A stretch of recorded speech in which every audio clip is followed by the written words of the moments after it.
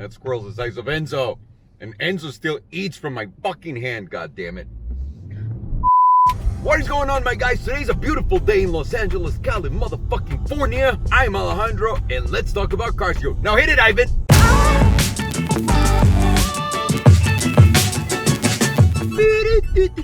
Welcome back to another season of Let's Talk About Cars. I'm gonna call it, for the sake of it, season number 2, and the reason why is we're back on the podcast. We're gonna do once a week the podcast, and also I'm looking for a co-host. The first co-host was Sergio, giving it a shot. Let's see how he does with all of you guys, because you at the end are gonna be the ones that decide who stays as the co-host. And obviously we're gonna have guests eventually, but right now the most important thing is to find that awesome co-host that we vibe with, that we like. Now, on to the news. I want to talk about Mate Rimac and how this 33-year-old man is on the verge of buying Bugatti, maybe already did it, or it's about to happen.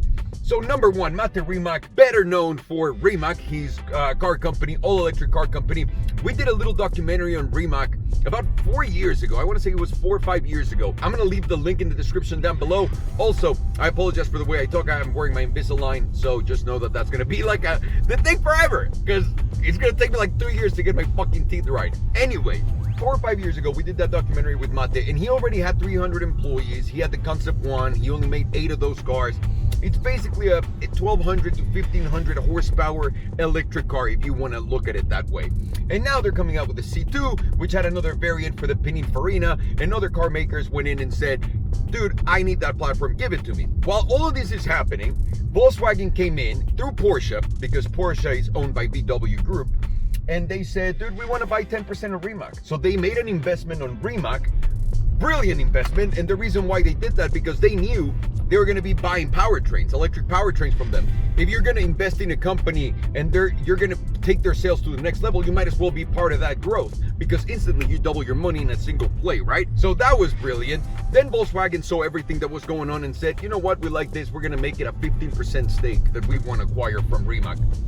Now, I don't know how many of you guys know this, but back in the day, not that many years ago, I want to say a year to 2 years ago, VW was willing to unload Lamborghini. And the reason why VW wanted to get rid of Lamborghini is really simple. It was not a sexy, profitable company. It was like the ugly brother. Volkswagen is getting really good at making money and becoming really efficient, right? And we talk a little bit more about this and how they do it on the podcast. So make sure that you watch it, subscribe to it on iTunes, Spotify, all the places. So while Volkswagen is looking at like, what the fuck am I going to do with this car company and whatnot, the Rimac thing comes up. And also at the same time, on a parallel, basically, Bugatti decided at that time that they were going to develop an all-electric Bugatti. It was going to be a new car from the line, because eventually, and they knew this, that after the Chiron, they're going to have to go full electric on that Bugatti, which, understandable. The project at Bugatti, and I've heard about it like firsthand from like the good people there, the project from Bugatti is going to be a no-go. And the reason why is, from the beginning, they were not really that excited. I think the price point was too expensive, and people said, I'm not paying that for, you know, just an electric, whatever it was going to be, which, for all of those who know, it was going to be fucking interesting to have one of those as a Bugatti. But I think the brilliant move right here comes from VW recognizing two things. Number one, they have a stepchild that's not making them a lot of money, but the brand value is worth a lot for them. Why? Because when you're the top of the top, and Bugatti is the top of the top white glove, if you will. When you're the top of that, people will always want to buy your other products, because they're looking up at the thing that they can afford, and they'll buy below, anything below, Lamborghini, Porsche, etc. Keeping that brand was essential to them. And what I love is that Rimac, and this is a rumor, by the way, it's not confirmed yet, but I think it's going to happen, that Rimac is coming in and acquiring Bugatti. What we got to look at now is simple. The play is beautiful, because Volkswagen and Bugatti spent $1.6 billion, that's a billion dollars, developing the Veyron platform. With the Chiron, they were way more successful, but let's not lie about it, the Chiron is just a Veyron. That, even though they say, oh, he changed all of these things, it's a little modified Veyron. They did not spend the 1.6 billion, and at the same time, they're making so many additions through Winkleman, the ex-CEO of Lamborghini, that's making all these crazy special editions, and they're making so much money from it. But right now, that train's going to stop. So the question at this point for them was, how are we going to make this Bugatti special? What's going to separate it from all the electric cars? Well, what's it going to be? And the brilliant move comes in the sense of, you know what? Let's just license the name, and this is what I'm thinking is happening. Let's license the name Bugatti to Rimac, along with all of our designers and all of the group that we have.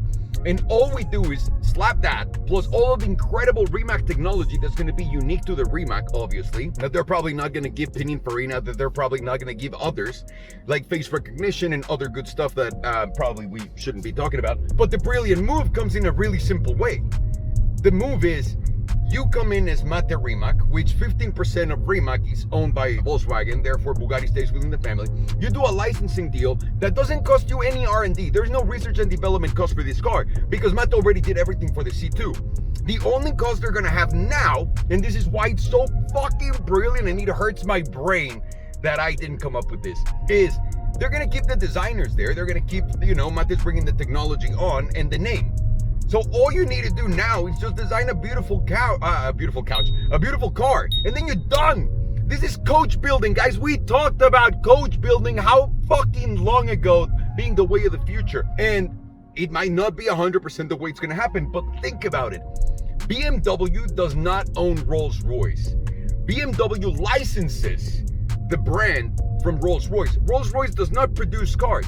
Rolls-Royce asks BMW to produce their cars to their standards, and that's part of their licensing deal. This is gonna be the fucking same, and it's brilliant because you eliminate completely the R&D. That means for the new Chiron, for the new Veyron, there's not gonna be $1 billion poured into it. That had already been done for the C2 from Rimac. Are you fucking kidding me? So Mate, the team at Rimac, congratulations guys if this goes through for real, because it's brilliant. It really shows us how creative we can get when making a business deal, and everybody to win, because Bugatti wins, VW Group wins because they still get to keep the number one guy, and then there's no R&D, and Mate wins too because now he can produce his car without people saying, well, why am I gonna buy a Rimac instead of a Bugatti? Homie, now you're gonna buy the fucking Bugatti. Congratulations, Mate. If you guys want to hear the full talk, the full explanation and everything, make sure to go to Let's Talk About Cars Here on YouTube, on Spotify, on iTunes, pretty much fucking anywhere. I love you, motherfuckers. I hope this made some sense, and I'll see you later.